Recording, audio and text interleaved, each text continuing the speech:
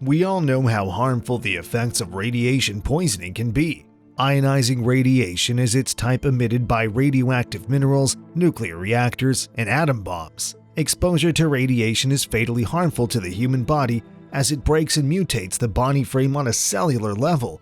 However, people in our past learned this a hard way.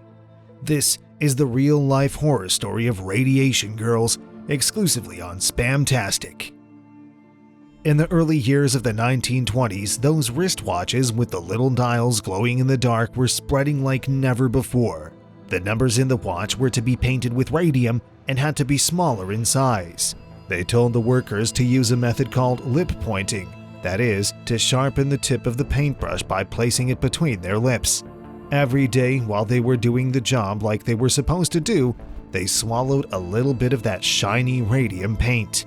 With each number of a clock, with each clock of the day, each day of the year.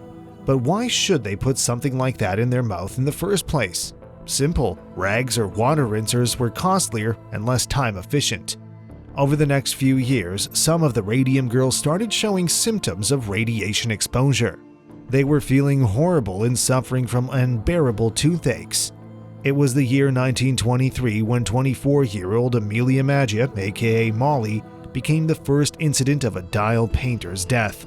She suffered from an unbearable amount of pain for a year before she finally died of a hemorrhage. She felt terrible as her movement severely got restricted due to weakened joints and falling teeth. Her mouth decayed before her eyes. Her entire lower mouth, including the lower jawbone, became extremely brittle, and as a result, doctors were able to remove it without any surgery just by lifting it out.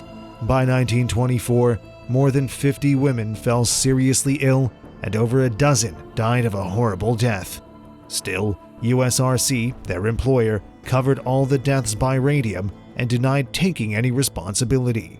It raises more serious questions when we uncover the fact that it was actually when the first male employee died when they finally started considering it as a valid cause of death. Interestingly enough, Dr. Sabin A. von Sochocki, the scientist who invented the radium dial paint, fell victim to radium poisoning and died in November 1928.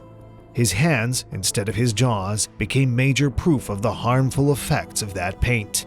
The whole time, radium girls were fighting for their rights, and this case helped them prove their point in the court. In the past, ignorance has always favored the rich. Thankfully, not anymore. Right?